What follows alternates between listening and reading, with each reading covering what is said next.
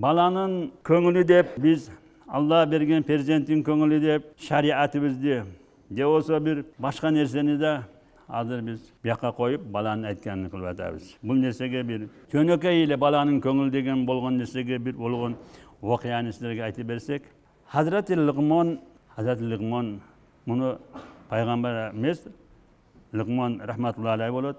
Шул Luqman алейхиссалам деп қойсам болады. Бұл пайғамбарлық таңдабай, тауып таңдаған. Тауыптықты. Аллах subhanahu taala саңа пайғамбарлықты берем бе? Тауып дегенде, мен пайғамбар болып қиямат күнінде үмметтерім иманға келіп дозаққа түссе, менің шыдамым болмайды деді. Анын үшін маңа тауыптылық бер, мен сен пенделеріңе қолымдан келішше себепші болайын деді. Бұл кіші тауып еді. Бұл кішінің да бір өнері бар еді. Киім тоқиды. Қандай киім? Bir kiyim toqiydi da. Anın toqigan kiyimini al şol mamlakatda hech kim anday kiyim toqilmaydi. Tushga cheyin bir rang, tushdan keyin bir rang. Basqanda bir türlü, har türlü guldari chiqib, shunday bir boshqacha eldan o'zgacha qilib kiyim toqildi. Eronning podshosi Doro degan menga bir kiyim toqib ber deb o'ziga bir ton toqitdi. Shunday toqitdi, al ton yer yüzdегі padişahda yok. Biroq şu şart menen.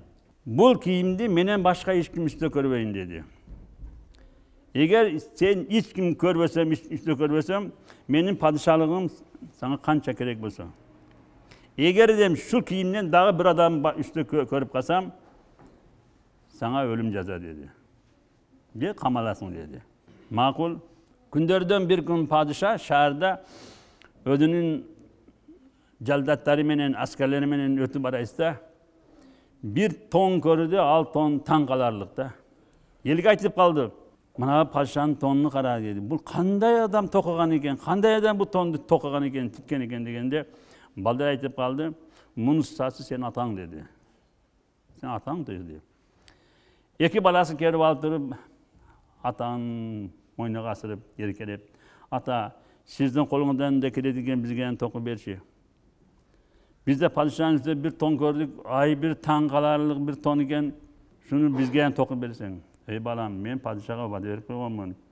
Eğer men tokup koyuyorsam, ben bu aman kalbayman. Meni padişah yok kılat dese. Ata, siz bizge toku berseniz, biz tünde gana uyda kiyerik da gündüz çeşip koyuyorduk dedi. Prezidentin köngülü dedi. Barılı bala jaş görüyoruz da. Makul de ököbüge 2 ton toku berdi. Gündüz kiyet, tünde kiyet, gündüz seçip koyuyorlar. Kiygende de uyda kiyetler. Ököbü kiyi baya bir yaka basıp. Bala degen bala olur. Günlerden bir gün atasının yok vaktinde ököbü tondu kiyip eşke çıktı. Talağa çıkkanda biröler görüp kalıp bu nesenin padişaha haber verdi. Sizin tonunuzdan 2 balada kiyip жүргөнүn gördük dedi. Adam yönetip tekşirse Luqman Hakim'nin baldары çıktı. Bu 2 balasını koşup Luqman Hakim'de padişah zindanga, zindan dep koyuyor, yerin astıga koyuyorken adığıday çukur kazıp şu yerin astıga koyuyorken kamap koydu 2 balası menen. Luqman Hakim tavып bolğandygy üçün özüge jetirgan bir rivayatta badam, bir rivayatta meyizden kança tamaq alып kirdi. Şunu jep kança minuttan çıkıp ketebiz degen oydu. Kamap koydu. Bunun sebebi qayerden boldu? Nege Luqman Hakimdi padişah apardığı zindanga kamadı? Bu Luqman Hakim günlerden bir gün 2 balasını eşitip baraysa bir jardın boğrunda bir azıgı çımçıklar kirip çıkıp atkan eken 2 de çocuğusu var. 2 çocuğusunu alып kirip qayıp çıkıp oynap atkan eken. 2 bala ata oşo çocuğunu biz karmap alalım dedi. Koy balam.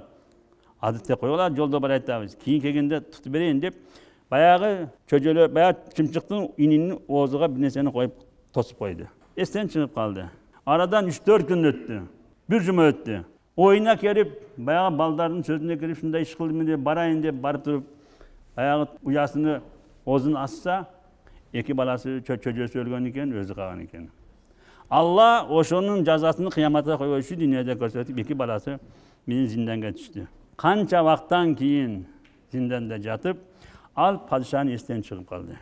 Ал падыша өлүп кетти. Дороптун баласы Искандар Зүлкарнайн падыша болуп калды. Искандар Зүлкарнайн падыша болгон вактында анын тамагына балыктын кылканы сайылып калып, ал эч бир чыгышлыкка, алышлыкка мүмкүнчүлүгү жок. Оорuganda менин кол астындагы жеримде, мамлекетимде тауып бар екен, менин тамагымды дарлайтыган дегенде, Лыгмончу деген Hazreti Лыгмоннун шагирти бар эди. Бир тауып бар эди, менин устазым, сиздин атаңыз зинданга чыган, арадан көп жыл болуп калды деди. Тирүү экен, өлүп экен, аны Кудай билет деди. Буйруду баргыла деди, таап келгиле. Барып айтканда караса, аны бул Искандар Зүлкарнайндан кабары жок, анын башкалар эстен чыгып калды. Кандай өзү чымчыктын унасын тосуп коюп эстен чыгып калган дейт, Алла Таала эстен алып койду. Барса эки баласы өлгөн экен, өзү тирүү экен. Мына. Шуның үчүн биз бу дүйнөдө балабыз атамды эле кыла коелук. Атамды эле кара, ошол нерсе бирөөгө зыян болбосо, же жашооңо зыян болбосо, же кошунуңа зыян болбосо, сен ошону жаса. Баланын көңүлү деп тууганыңды, кошунуңду, же башканы, же шариатты. Балам өмүрүндө бир марта үйлөнөт, кафеге берейин дагы арак берейин. Ошо балаңды ким жаратты? Ким рызык берип атат? Балам жаңы жылда асманга татырган атты бер деп атат. 2000-3 миңге алып берет. Ал 12-ге чейин уктабастан момун мусулман кошуналары кечке жумуш кылып иштеп, чарчап келип, куптанын окуп жатайын деп жаңы башын койгондо айнегиден барып тарс деди. Сен ким үчүн зыян кылдың? Акчаң кетти ысырап, кошунунун көңүлүн субуттуң, оруттуң.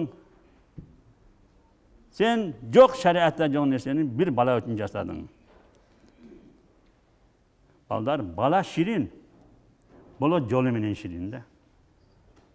Баланы досу бол, жакшы тарбия кыл. Эртең күндө ошо балаң себептүү сен дозокко түшүп калба, сен азапка калба. Эртең күндө баланы жакшы тарбия кылбастар, азабыны бу дүйнөдө сен көрбө. Түрмөгө тамак ташыба, күнүгө соттошуп малыңды, машинаңды сатып пара бербе. Жакшы тарбия кыл. Дүйнөгө келбей туруп өзүңдү биринчи өзүңдү тарбия кыл, андан кийин чоңойгондо балаңды тарбия кыл. Дин үргөт, Кудай таанып, иншалла. Бу дүйнөдө да, тиги дүйнөдө да балаңдын тагдырында болуп Куран жаттап калган болсо, кыямат күнүндө нурдан болгон таждарды кийгизип, элдин ортосунда көкүрөгүң тик, бейиште мактанганга лайыктуу болушу керек.